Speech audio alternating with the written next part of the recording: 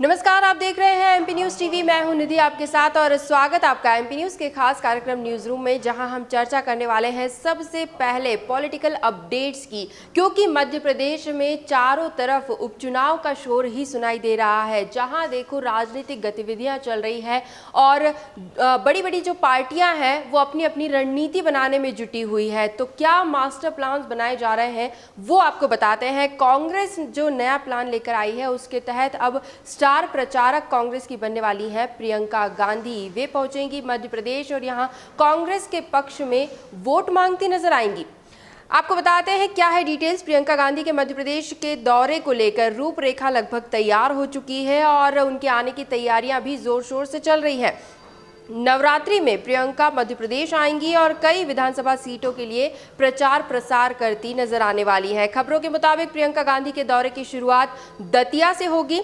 पीताम्बरा पीठ में पूजा के बाद वे चुनावी दौरों की शुरुआत करने वाली है। कई विधानसभा क्षेत्रों में पहुंचकर कांग्रेस प्रत्याशियों के समर्थन में बड़ी बड़ी जनसभाएं होने वाली है और रोड शो भी करने वाली है प्रियंका गांधी। तो अभी तक माना जा रहा था कि मध्य प्रदेश में जो उपचुनाव होने जा रहे हैं तो कांग्रेस की ओर से कमान जो है वो पूर्व मुख्यमंत्री कमलनाथ के हाथों में थी, लेकिन अब यहां पर कुछ प्लान्स चेंज किए गए हैं और इसी के तहत अब नए प्लान के तहत कांग्रेस के स्टार प्रचारकों की लिस्ट में सचिन पायलट के बाद प्रियंका गांधी का नाम भी शामिल हो गया है और कांग्रेस कार्यकर्ता बड़े बेसब्री से इंतजार कर रहे हैं कि कब वे मध्य प्रदेश पहुंचेंगी और कब कांग्रेस के समर्थन में बड़ी बड़ी जनसभाएं, रैलियां और रोड शो भी देखने को मिलेंगे। खैर, इसका कितना फायदा मिलता है कांग्रेस को, ये देखना भी काफी दिलचस्प होगा।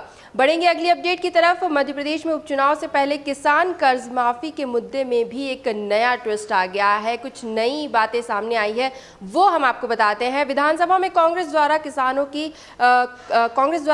की कर्ज माफी की बात स्वीकार करके अब बीजेपी ही उल्टा फंसती हुई नजर आ रही है और उसे लेकर राहुल गांधी ने भी निशाना साधा है। सोशल मीडिया पर यह काफी चर्चाओं में बना हुआ है। दरअसल विधानसभा के एक दिवसीय सत्र में कृषि मंत्री कमल पटेल ने लिखित उत्तर में ये कह दिया था कि किसानों की कर्ज माफी हुई है, कई विधानसभा क्षेत्रों में हुई है। अब इसी बयान का हवाला देते हुए राहुल गांधी ने अपने ट्विटर हैंडल से एक ट्वीट किया है और उन्होंने लिखा है कि कांग्रेस ने जो कहा सो किया, लेकिन भाजपा सिर्फ झूठे वादे करती है। वैसे राहुल गांधी के इस ट्वीट पर कृषि मंत्री कमल पटेल ने भी जवाब दिया है। जवाब देते हुए उन्होंने लिखा कि झूठों के सरताज राहुल जी, आपको शर्म आनी चाहिए। आपने कहा था 10 दिन में मध्य प्रदेश के सभी किसानों का 2 लाख तक का कर्ज माफ नहीं किया तो 11वें दिन मुख्यमंत्री बदल दूंगा। ना तो आपके कहे अनुसार किसानों का कर्जा माफ हुआ है और ना ही सीएम बदला। खैर, अब कृषि मंत्री चाहे जितनी भी सफाई दे दे, लेकिन विधानसभा में जो एक उत्तर उन्होंने दे दिया, अब उसकी वजह से भाजपा ही बैकफुट पर नजर आ रही है। भाजपा की मुसीबतें यहाँ पर बढ़ गई है। खैर, एक और भाजपा को झटका जरूर लगा है। एक और कह सकते हैं कि एक इस तरह का बयान कई बार ऐसे दे देते हैं नेता कार्यकर्ता, इस तरह के बयान जारी कर देते हैं जिससे कि बाद में उन्हें ही पछताना पड़ता है, माफ़ी मांगनी पड़ती है। कुछ ऐसा ही एक बार फिर देखने को मिला है। क्या है अपडेट आपको बताते हैं। मध्य प्रदेश के गृह मंत्री का बयान काफ़ी चर्चाओं में बना हुआ था। इंदौर में एक कार्यक्रम में गृह मंत्री ने कहा था कि मैं कभी मास्क नहीं लगाता। हालांकि उन्होंने ये बात कह जरूर दी, लेकिन ये बात अब उनके लिए मुसीबत बन गई है। मंत्री जी के मास्क नहीं पहनने पर लोगों ने सोशल मीडिया के माध्यम से जमकर नाराजगी जताई है। यहाँ तक कि उनके खिलाफ जुर्माना लगाए जाने की भी मांग की गई है।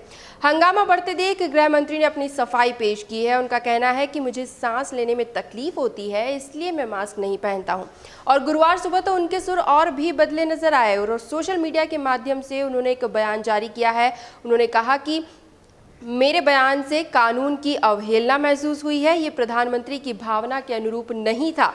मैं अपनी गलती मानते हुए खेद प्रकट करता हूं। मैं स्वयं भी मास्क पहनूंगा और लोगों से भी अपील करूंगा कि मास्क पहने और सोशल डिस्टेंसिंग का पालन करें। तो एक छोटा सा बयान बड़ी मुसीबत बन सकता है और ख़ास तौर पर जब मौसम उपचुनाव का चल रहा हो तो यहाँ पर फूक फूक कर रखने पड़ते हैं कदम। छोटी सी बात कि मैं मास्क नहीं लगाता, ये सोशल मीडिया पर जाकर वायरल हो गई और इसका खामियाजा भी गृह मंत्री को भुगतना पड़ा और अंततः उन्होंने माफ़ी भी मांगी है। बढ़ेंगे आगे। जैसे कि उपचुनाव की बात चल रही है तो आरोप प्रत्यारोप का दौर भी लगातार बना हुआ है। खासतौर पर कांग्रेस और बीजेपी आमने सामने है। बुधवार की अगर एक अपडेट आपको दे दें, शिवराज सरकार में मंत्री प्रद्युम्न सिंह तोमर ने पूर्व मुख्यमंत्री कमलनाथ को लेकर बड़ा बयान दिया है। बुधवार को वे ग्वालियर में मीडिया से रूबरू हुए। तोमर का कहना है कि कमलनाथ के 15 महीने का लेखा जोखा अगर खोल दिया तो वे जेल में होंगे। किसान कर्ज माफी की फर्जी सीडी लेकर घूम रहे हैं कमलनाथ। मैं चैलेंज देकर कहता हूं कि ग्वालियर चंबल की माटी पर खड़े होकर किसानों से कहलवा लूंगा कि 2 लाख तक का कर्जा किसानों का अभी तक माफ नहीं हुआ है, जो कि 10 दिनों में हो जाना चाहिए था। झूठ का सहारा लेने वाले कमलनाथ जी, दुर्भाग्य है कि ज्योतिरादित्य सिंधिया का चेहरा आगे रखकर कांग्रेस ने सरकार बनाई थी, लेकिन बाद में जनता के साथ कांग्रेस ने धोखा किया है। तो इस तरह के आरोप मंत्री तोमर की ओर से लगाए गए हैं। अब इस पर कांग्रेस का भी पलटवार सामने आया है। कांग्रेस के मीडिया समन्वयक नरेंद्र सलूजा ने कहा कि यदि सिंधिया समर्थक 6 मंत्रियों का भ्रष्टाचार का लेखा जोखा खुल गया तो वे भी जेल की सलाखों के पीछे होंगे। साथ ही इस भ्रष्टाचार की काली कमाई में हिस्सा खाने वाले उनके आका भी जेल में होंगे। ये तो कमलनाथ जी का बड़प्पन है कि उन्होंने नाकाबिल होते हुए भी सिंधिया समर्थकों को मंत्रिमंडल में स्थान दिया। तो कुल मिलाकर हम देख सकते हैं कि यदि कोई एक दल आरोप लगाता है तो तुरंत ही उसका जवाब भी आ जाता है, और बीजेपी और कांग्रेस में आरोप प्रत्यारोप का खेल लगातार बना हुआ है।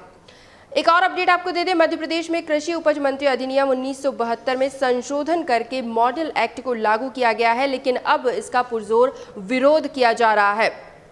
मॉडल एक्ट के विरोध में मंडी कर्मचारियों के साथ साथ अब कृषि उपज मंडी के व्यापारी अनिश्चितकालीन हड़ताल कर रहे हैं, और कांग्रेस इस हड़ताल को पूरा समर्थन दे रही है।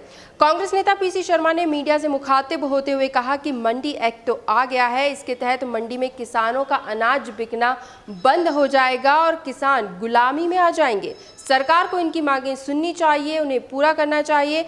कांग्रेस पार्टी किसानों और व्यापारियों की इस लड़ाई में पूरी तरह से उनके साथ है। तो अनिश्चितकालीन हड़ताल कर रहे हैं कृषि उपज मंडी के व्यापारी। अब ये हड़ताल कब जाकर खत्म होती है, सरकार किस तरह से इनकी मांगें पूरी करती है, ये तो आने वाला वक्त ही बताएगा। लेकिन न्यूज़ रूम में हम आगे बढ़ेंगे और अंत में बात करेंगे मध्य प्रदेश में कोरोना संक्रमण के हालातों को लेकर। आंकड़े आपके सामने रखना चाहेंगे। कल के दिन में 2346 नए मरीज सामने आए हैं और कुल संक्रमितों का आंकड़ा 1,13,057 तक पहुंच गया है। 42 मरीजों की मौत हुई है और कुल मौत का आंकड़ा भी 2077 तक पहुंच गया है। वहीं राहत की बात यह है कि कल के दिन 2138 मरीज स्वस्थ होकर अपने घरों को भी लौटे हैं।